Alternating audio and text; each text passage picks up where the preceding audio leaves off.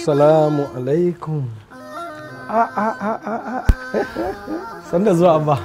Yawa. Ba inda kuka je ne yau kwata-kwata? Wallahi abba. Ikon Allah. That's good.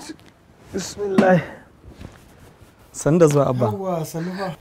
Abba na ga ka shigo kana fara. Ko wani abun aka samu ne yau? Kwarai kuwa, kwarai wani abun ne ya samu.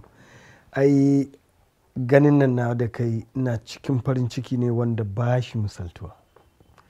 Ina wata kwangila da na taɓa baku labarin mai girma gwamna zai bani wacce na daɗe ina jira, to Allah ya yi an bani ita, kuma yanzu haka zancen da nake muku an ba da go ahead in fara aiki. Alhamdulillah.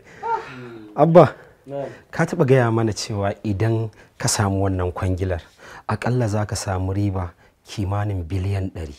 Ai yanzu zancen da ake ma ya ninka haka, ribar da za a ci ta ninka haka, inda aka yi successfully to ribar da za a samu ta ma ninka haka. Abba, idan ka samu wannan kudin abba, so nake kawai ka siya min gida a Dubai in dinga daukan abokanai na muna zuwa muna shakatawa mu je mu dawo.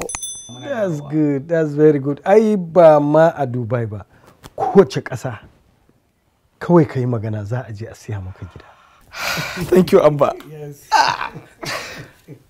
Ni kuma abba Bugatti nake so ka saya mu, saboda ita ce motar da yara 3 a garin nan ke hawanta. To ka sa kanka a matsayin yaro na 4 da zai hau wannan mota a wannan ƙasar. Abba, ni private jet nake so ka siya min grade. Kai ma ana magana na hankali ka zo ka sa huka, ni ma in samu jirgin mana, an gaya ma ba na so in hau ne? Kaga in za ka yi magana ta hankali ka faɗi abin da ya dace a siya maka ko a yi maka, amma me wani private jet?